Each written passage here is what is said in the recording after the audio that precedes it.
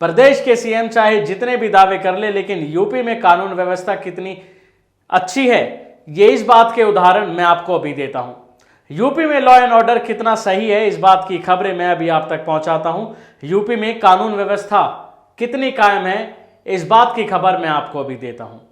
दो खबरें आज ऐसी आई हैं जो आपके दिल को झकझोर के रख देंगी। दोनों ही बड़ी खबरें हैं और दोनों ही इंसानियत को शर्मसार कर देने वाली हैं।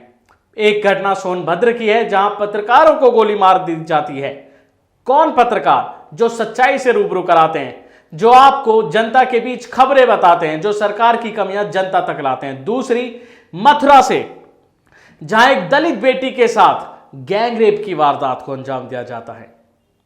बात केवल यही नहीं खत्म होती, इसके आगे सुनिए। वारदात के बाद, उसके साथ दुष्कर्म करने के बाद उसके पैर पर बाइक चढ़ा दी जाती है और उसकी टांग काटनी पड़ गई। कि देख रहे हैं आप, ये दोनों घटनाएं हमारे प्रदेश की हैं।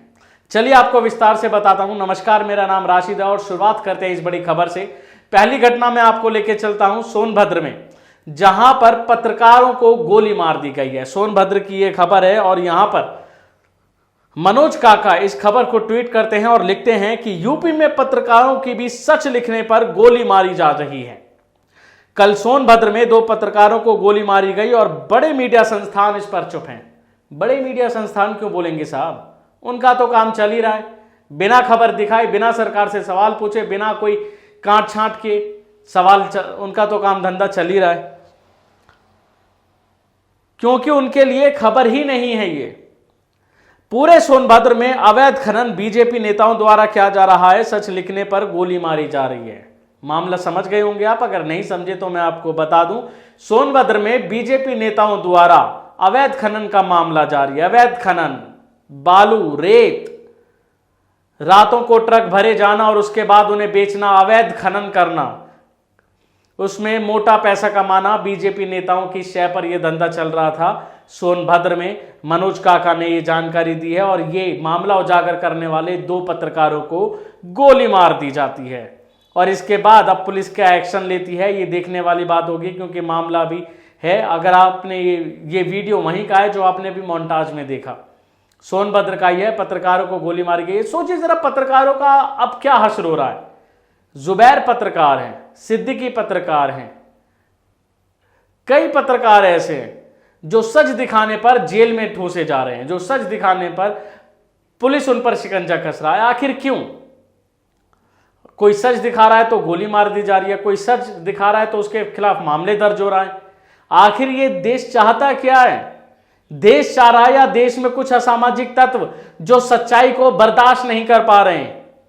दूसरी खबर की ओर लेके चलता हूं आपको, जो मथुरा की है, जहां मथुरा में दलित महिला से गैंगरेप, फिर पैर पर बाइक चढ़ा दी और काटनी पड़ी। ये आगरा में दलित महिला को अगवा करके उसके साथ सामूहिक दुष्कर्म किया गया। बाद में उसके पैर पर दुपहिया वाहन भी चढ़ा दिया, उसके एक पैर काटना पड़ा और मामला दर्ज हो गया है। दो आरोपी गिरफ्तार हो गए हैं।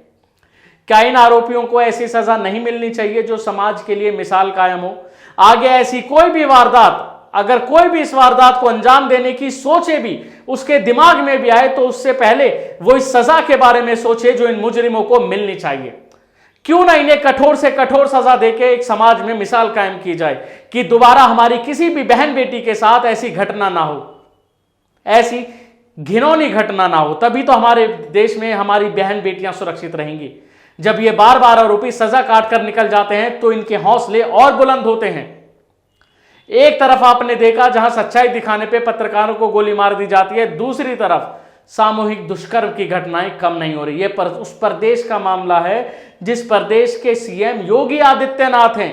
वो योगी आदित्यनाथ जो एक बार संसद में आंसू बहा रहे थे महिलाओं की सुरक्षा पर, और आज कितनी बेटियों की अजमत लूटी जाती है, कितनी बेटियों की इज्जत लूट ली जाती है और उनका पोस्टमार्टम भी कर दिया जाता है रातों रात में, कोई सवाल उठाने वाला नहीं। और यही बीजेपी राज में हो रहा है। वो बीजेपी जो महिलाओं का अपने आप को हितैषी बताती, सबसे पहले महिलाओं के विकास की बातें करती, मेरा ईमान, महिलाओं का सम्मान, बेटी बचाओ बेटी पढ़ाओ जैसे नारे देती थी। लेकिन अब देखने में क्या आ रहा है? ये देखिए जरा क्या हो रहा है। देखा आपने, दोनों ही घटना हमारे समाज को झकझोर देने वाली हैं। तो दूसरी ओर पत्रकार जो समाज का आईना होते हैं, जो सच्चाई से रूबरू कराते हैं। एक पत्रकार आपने देखे होंगे जुबैर, जिनको आजकल सलाखों में डाल दिया जाता है, अलग अलग कोर्ट में पेशी हो रही है, और दूसरी तरफ जिनकी वजह से मामला हुआ है वो आज पता नहीं कहां है, किस दफ्तर में है, कौन से घर में अपना आराम से बैठी हुई हैं। पत्रकारों पे शिकंजा कसा जा रहा है, और मैं आपको बता दूं आने वाले समय में ये शिकंजा और बढ़ता चला जाएगा।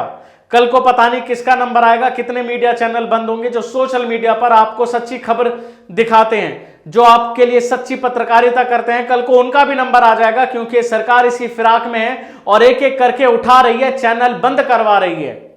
मैं आपको सच्चाई से अभी आगाह कर रहा हूं कि आने वाले दिनों में आप ऐसा भी देखेंगे कि कई सारे पत्रकार जेल में ठूंस दिए जाएंगे। क्यों? क्योंकि ये सरकार ऐसी है, इस सरकार में केवल वही चिल्लाता है जिसको पकड़ लिया जाता है, बाकी सब चुप होते हैं। जनता है आराम से सबकी कट रही है, सब मौज मस्ती कर रहे हैं, कमा खा रहे हैं, किसी को कोई परवाह नहीं। शाम को आते हैं, टीवी खोलते हैं, खबरें क्या चलती है देखते हैं, सो जाते हैं। लेकिन हमारे लिए कौन लड़ाई लड़ रहा है और हम उसके लिए क्या आवाज उठा रहे हैं, ये कोई नहीं सोचता। और ये सोचना चाहिए, आपको फर्क पड़ना चाहिए। अगर आप आज जुल्म के खिलाफ आवाज नहीं उठाते तो आपकी आने वाली नस्लें गुलाम बनेंगी, या आप बात ध्यान रखिए। ये वीडियो आपको कैसा लगा जरा कमेंट बॉक्स में बताइए। शुक्रिया। नेशनल दस्तक की आपसे गुजारिश है कि अगर इसको बचाना चाहते हैं तो नेशनल दस्तक को सब्सक्राइब करने के लिए रेड कलर के सब्सक्राइब बटन को दबाएं, फिर बेल आइकन की घंटी दबाएं। नेशनल दस्तक को बचाने के लिए बहुत जरूरी है कि हर खबर को शेयर करें, लाइक करें, कमेंट जरूर करें।